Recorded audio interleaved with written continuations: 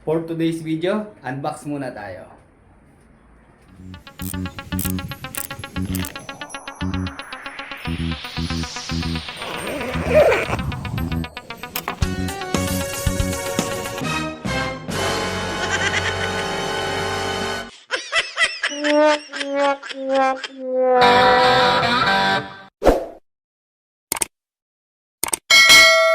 Iniintay lang po natin yung rider para ma-unbox na natin, ha. At share ko lang po itong video na to para magkaroon po kayo ng idea dun sa mga bibili. Ayan, panoorin po muna.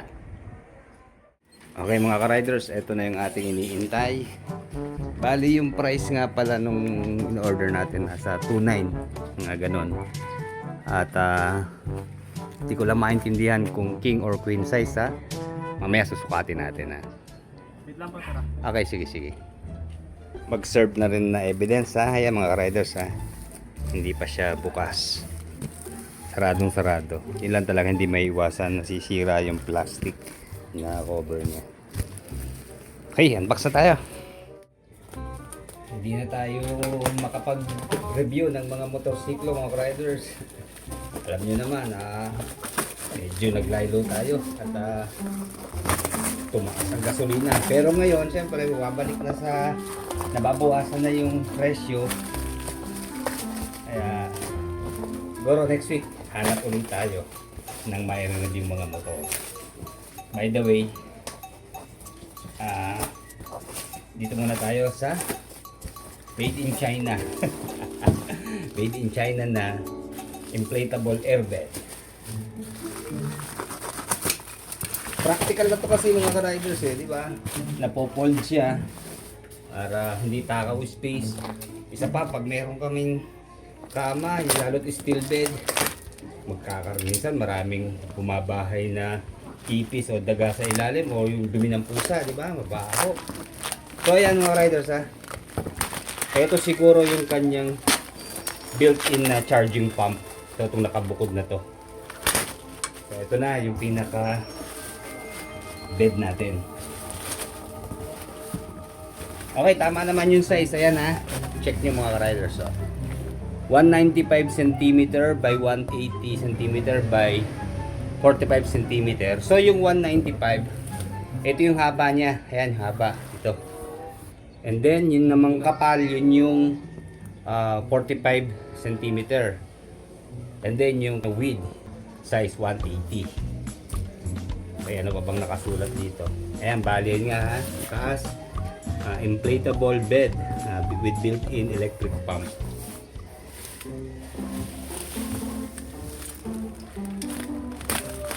Sa side niya medyo sira na yung karton, bukas na. Okay lang naman, wag lang masisira yung mismong bed.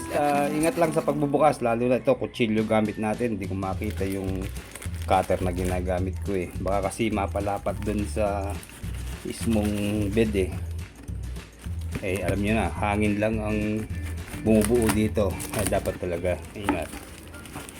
Okay, may ano naman pala siya, meron siyang kasamang bag. Dali, ha, mahirap. Hindi natin mabuksan. Okay, unahin natin itong nasa tabi. Siguro ito yung libreng unan. Meron dito ng dalawa na unan nga siguro yan, ano? O alam ko tatlo. Hanapin natin, baka may isa pa. Okay, wala na. So ito na po yung pinaka bed. Ayun, tatlo nga yung unan. Ito pa yung isa. Then so ito po repair subsidy para in case na magka-damage or butas, mare-repair natin.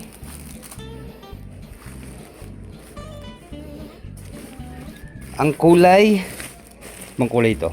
Cream. Ayan ang tatak niya, fly away.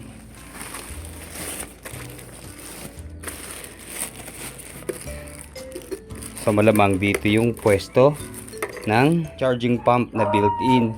So meron siyang extra. Kagaya nung sinasabi dun sa wala, eto meron siyang reserba, di ba? Mas maganda. Sulit na. So dito, ang nakasulat sa button, ayan, deflate at saka inflate. Saka enhancing, ayan. So check muna natin to. Ayan, meron siyang handle. Okay, ayan yung kanyang itsura. Alam ko may flashlight sa ilalim yun eh. Ewan ko lang ha. Okay, balik muna natin ha. Nga pala ito, dun sa description, bali ichina-charge to ng 5 oras. So sa 5 oras, kaya niya mag-inflate ng bed ng mga 16. Kasi ang sinasabi doon, continuous na inflating, 50 minutes kaya niya. So kinumpute natin, every bed, 3 minutes. Ano po yun ha? Doon sa malaking size na. Siguro king size na to, yung sa sukat niya. So kinuwenta ko nga po, 16 bed ang kaya niyang continuous na hanginan. Tapos yun, magkakalimutan na 5 oras ang charging. Siguro doon na natin sa kwarto i-inflate para hindi mahirap pagbubuhat. Magaan lang naman to. Pero may capacity ito na 300 kilos. So siguro 4 na tao kaya niyang buhatin pag hinigaan. Okay, ulitin ko lang ha. Ito po yung mga laman ha. Siguro i-unbox na rin natin tong isa para makita ko yung laman.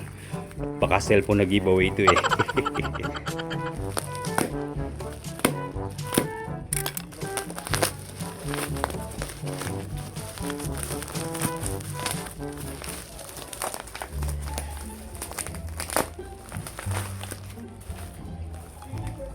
Eh tama, pareho lang sila.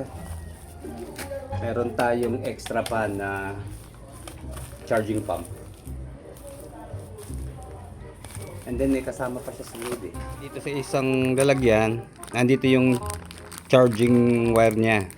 Bali type C ha. Oh, yun dito. And then ito po yung transfer interface. Ayan, siguro i-convert mo kung anong depende rin sa butas niya. Then ito yung ating repair subsidy in case na magkaroon ng damage sa butas. So siguraduhin natin na walang matatalas na bagay dun sa paglalatagan natin. Okay, pasok na tayo sa loob. So dito nga po sa kwarto. Ayan. So sinukat na natin to kanina. Siguro pag ano natin lalagay pahaba para hindi tako space. So ayan, nilinis na natin to. Chinek natin kung may matatalas, wala naman. At nawalis na natin kanina.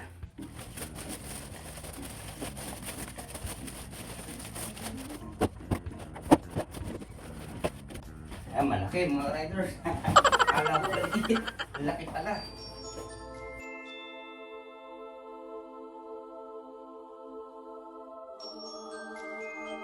Obviously, king size to. Halos masakop na yung kalahati ng kwarto eh. Oh. Okay, start na tayo. And then, ito ang in-plate.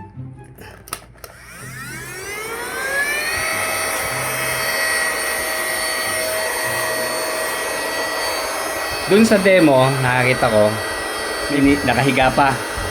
Tapos kayang-kaya niyang i-inflate. So bilang tayo mga 3 minutes, kaya start lang natin. So tingin ko medyo mas matagal to kasi ang lapad niya oh. Laki. Buti may charge na yung battery. Ay, may charge na yung kanyang charging pump.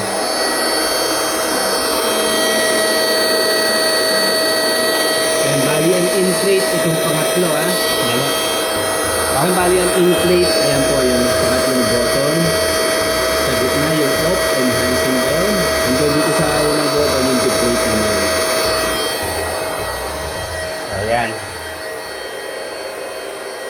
Medyo lumulob na siya.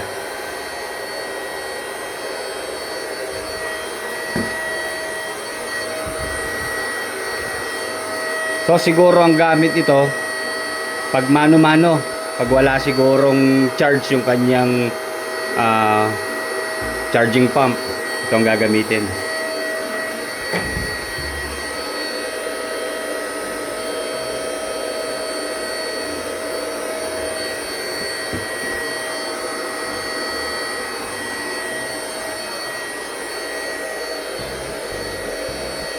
Ewan lang kung kapareho dun sa nakalagay sa Shopee itong item na to. Parang iba siya eh. Pero hintayin natin huwag muna natin i-judge.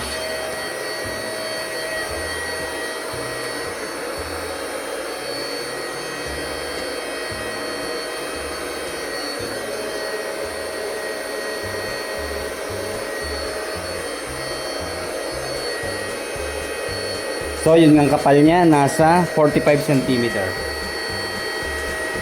Yung haba, 195. And then yung width, 180. So, king size ito mga ka-riders na inflatable air blade. Inflatable airbed. Ba't ba air blade?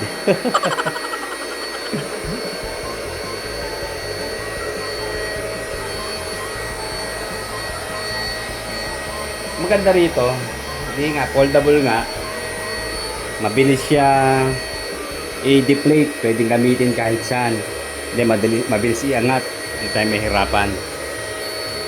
Tapos ayon po dun sa description niya, mas 50% na mas makapal daw to kaysa dun sa mga aftermarket na nabibili. Para malaman natin ha. Ang gusto ko talaga yung mataas. Kasi medyo matangkad tayo, mahirap tumayo. So dito naman, mukha namang makapal din naman siya. Higit 3 minutes to mga ka-riders. Kasi malaki talaga siya eh. Parang 5 minutes nga. So nga pala, nag-start tayo ng 4:35 yung pag-inflate natin. So ito, mag 4:40 na. Less 5 minutes, mukhang tapos na to. So titignan natin na kung kusa siyang titigil. Pero bantayan natin, di tayo sigurado. Ayan, nagkaroon na siya ng forma, yung korte niya. So ito nga, yung nandun sa online. Di ko lang namukhaan kasi wala nga siyang hangin. So ayan na, pumorma na siya. Lapad oh. Pero okay, di ko tatalon-talonan to. Baka biglang mabutas eh.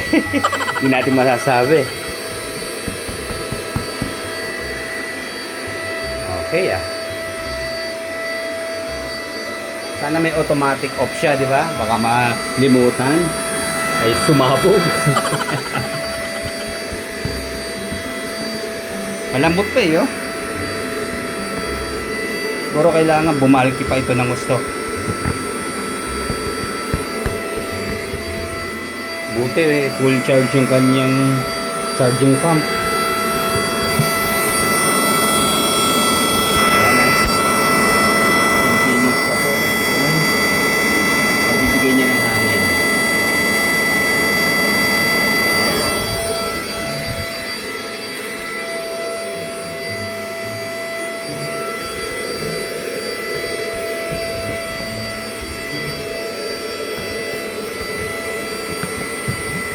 Siguro papatayin ko muna. Baka sumabog. Ayaw ko sa siyang namatay. Na-reach niya na yung maximum air na ikakarga. Akala ko saan ba yan? Kusang namatay siya mga ka-riders. Okay naman, buti naman. So sara na natin. Hala ko, hindi matatapos. So ayan po ang kanyang size ha. Doon ako concern sa size eh. So sincere naman sila dun sa pagbibigay ng size kasi di ba kadalasan mali ang binibigay. So ito good job dun sa seller. Alam ko yung seller nito yung TIC store. Ayan sa screen po yung kanilang store. Okay, ano bang susunod natin gagawin? Ba syempre humiga na tayo. Ang init dito sa kwarto. Boys tayo. So ina-expect ko yung kanyang texture yung parang gamusa, parang mapino siya, pero manipis lang. Pero wala yung mismong texture na inasa ko. Pero okay naman, maganda rito, hindi kumakapit sa buhok yung klase nitong materials na to. Kumbaga hindi siya dumihin, hindi siya kapitin ng dumi. Mabilis tanggalin. Ayan. Siguro kailangan para natin ng sapin to, yung parang kubre kama, di ba? Para mas komportable. Ayan. Nga pala, yung mga unan, isunod natin. Tayo po ay 78 kilos. So, 4 na bigat ko, kaya-kaya nito. Ayan. Ayan, malambot. Parang waterbed na rin mga ka-riders. Ay. Ayos. Komportable naman. Yun lang, kahit sabihin hindi siya mainit, pero sa panahon natin ngayon, talagang mainit. Pero kailangan ng aircon. Pero meron tayong bibiling isang item pa mga ka-riders. Yung parang air conditioning na electric fan. Siguro i-unbox natin sa usunod. So dito naman, okay. Komportable siya. Naobserbahan ko, baka sumabog eh. Hindi naman. Talagang yak-yakin na natin. Oh, tibay. Tama na. Tamang tama. Hindi natin tatanggalin yung nakalagay dun sa bed mismo na charging pump niya. Ito ng extra ang gagamitin natin para dito sa tatlong libreng unan. Pero mas maganda bumili tayo ng tawag doon, punda. Para mabalot kasi yung klase ng material dito ay mainit. Maliit lang ha. Pero tamang-tama na sa ulo natin. So ayun, ang purpose naman ito. So yung pinakamaliit ang ating gagamitin. Ayan. Ayan, nakasaksak na. Tapos, chak-chak na natin dito sa charging natin. And then, nasan ba ang plate? Ayan ang plate.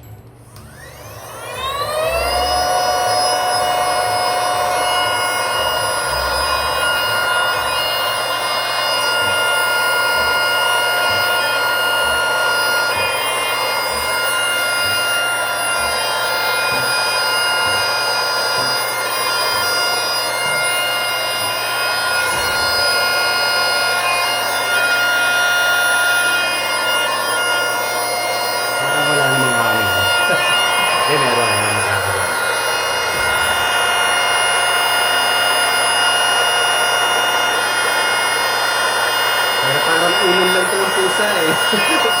Bibili pa rin tayo ng unan na malaki. So, tingnan natin kung mag-automatic din siya.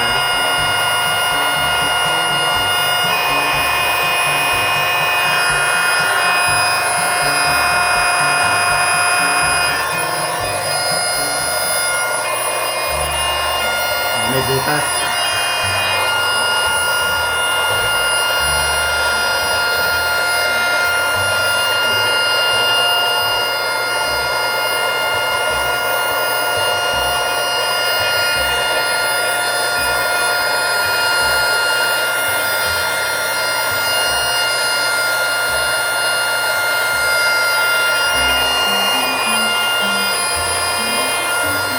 Pwede lang siguro to.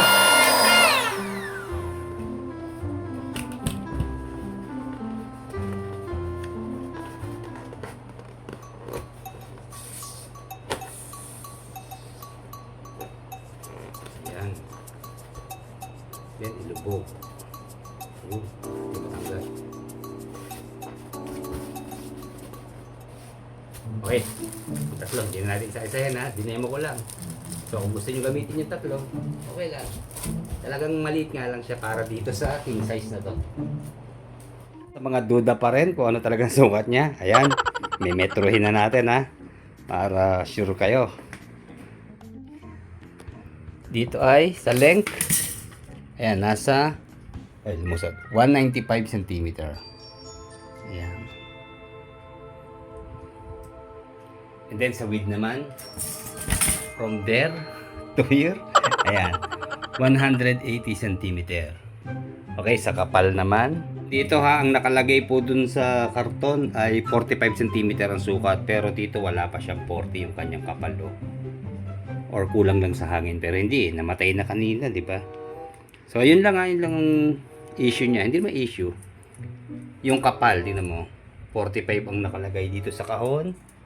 Ayan ha, 45. Pero ang sukat niya ay wala pa atang 40, di ba? Okay lang, andito na eh. Alam nga namang isuli pa natin. Nag-abala na tayo. Sige mga ka-riders, hanggang dito na lang. Sana nakatulong po sa inyo yung ginawa nating unboxing dito sa inflatable airbed ha. Like, comment, and subscribe sa ating channel. Salamat po.